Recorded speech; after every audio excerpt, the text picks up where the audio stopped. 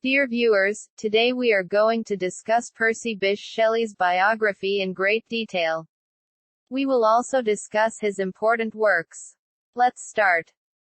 Percy Bysshe Shelley was born on 4 August 1792 at Field Place, Warnham, West Sussex, England.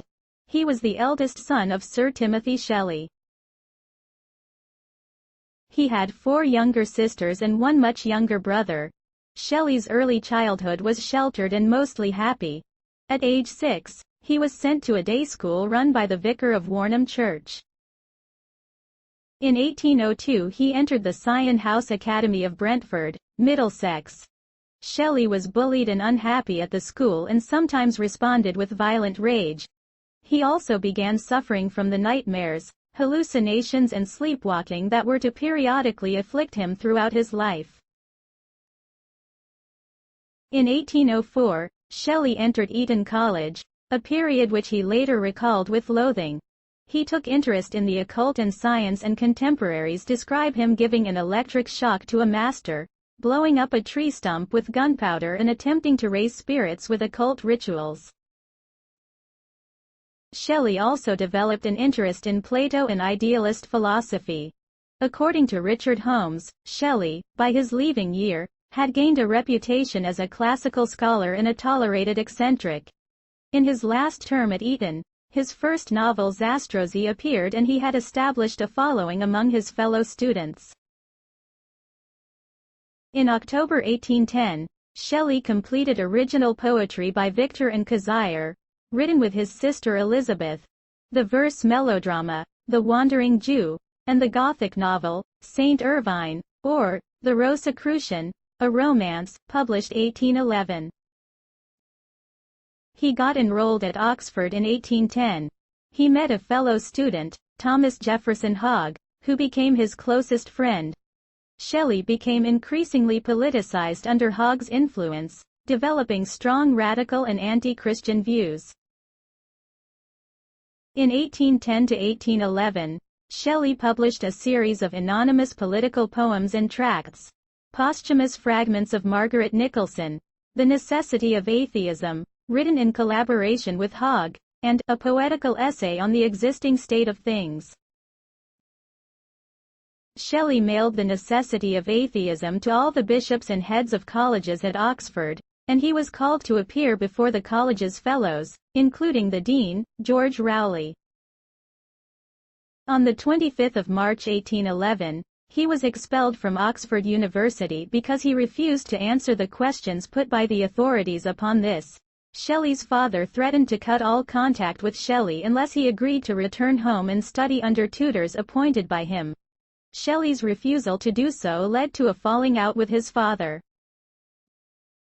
In late December 1810, Shelley had met Harriet Westbrook, a pupil at the same boarding school as Shelley's sisters. Shelley's infatuation with Harriet developed in the months following his expulsion, when he was under severe emotional strain due to the conflict with his family, his bitterness over the breakdown of his romance with his cousin Harriet Grove. He left with the 16-year-old Harriet for Edinburgh on 25 August 1811, and they were married there on the 28th. Hearing of the elopement, Harriet's father, John Westbrook, and Shelley's father, Timothy, cut off the allowances of the bride and groom. Surviving on borrowed money, Shelley and Harriet stayed in Edinburgh for a month. After that, Shelley was also involved in an intense platonic relationship with Elizabeth Hitchener, a 28-year-old unmarried schoolteacher. Hitchener, whom Shelley called the sister of my soul, and my second self, became his confidant and intellectual companion. The Shelleys and Eliza spent December and January in Keswick, where Shelley visited Robert Southey, whose poetry he admired. They became good friends despite the political gulf between them. Southey also informed Shelley that William Godwin, author of Political Justice, which had greatly influenced him in his youth, and which Shelley also admired, was still alive. Shelley wrote to Godwin, offering himself as his devoted disciple. Godwin, who had modified many of his earlier radical views, advised Shelley to reconcile with his father. In September 1812, where Shelley worked on Queen Mab, a utopian allegory with extensive notes preaching atheism, free love, republicanism and vegetarianism. It was published in 1813. The Shelleys and Eliza, Harriet's sis, fled to Ireland, then London, because Shelley claimed that he was attacked by strangers. On the 23rd of June, Harriet gave birth to a girl, Eliza Ianthe Shelley, and in the following months the relationship between Shelley and his wife deteriorated. In May 1814, Shelley began visiting his mentor Godwin almost daily, and soon fell in love with Mary, the 16-year-old daughter of Godwin and the late feminist author Mary Wollstonecraft. When Shelley told Godwin that he intended to leave Harriet and live with Mary, his mentor banished him from the house and forbade Mary from seeing him. Shelley and Mary eloped to Europe on the 28th of July, taking Mary's step-sister Claire Claremont with them. Before leaving, Shelley had secured a loan of £3,000. Shelley spent the next few months trying to raise loans and avoid bailiffs. Mary was pregnant, lonely, depressed and ill. Her mood was not improved when she heard that, on the 30th of November, Harriet had given birth to Charles Bysshe Shelley, heir to the Shelley fortune. In August 1815, Shelley and Mary moved to Bishopsgate, where Shelley worked on Alastor, a long poem in blank verse based on the myth of Narcissus and Echo. In 1816, Shelley met Byron. Shelley admired Byron's poetry and had sent him Queen Mab and other poems. Shelley and Byron then took a boating tour around Lake Geneva, which inspired Shelley to write his Hymn to Intellectual Beauty. In 1816, Shelley's first wife Harriet drowned herself in a river. Shelley took part in the literary and political circle that surrounded Leigh Hunt, and during this period he met William Hazlitt and John Keats.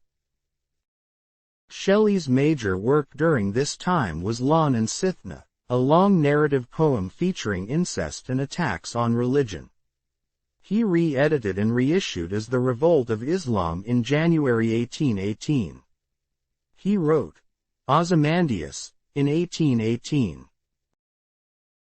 Death on 1 July 1822.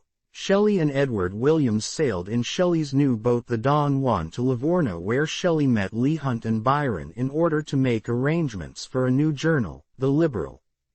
After the meeting, on the 8th of July, Shelley, Williams and their boat boys sailed out of Livorno for Lerici.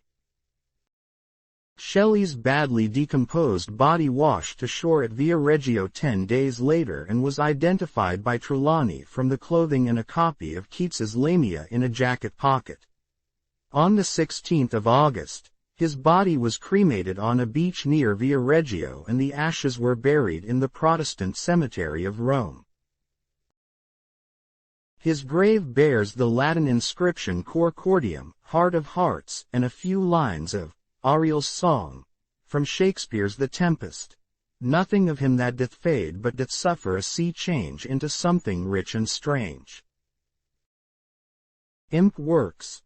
Ozymandias, 1818, Ode to the West Wind, 1819, To a Skylark, 1820, The Philosophical Essay, The Necessity of Atheism, written alongside his friend T.J. Hogg, 1811, and The Political Ballad, The Mask of Anarchy, 1819. His other major works include the verse drama The Cenci, 1819, and long poems such as Alastor, or The Spirit of Solitude, 1815, Julian and Madelot, 1819, Adonis, 1821, Prometheus Unbound, 1820, widely considered his masterpiece, Hellas, 1822, and his final, unfinished work, The Triumph of Life, 1822.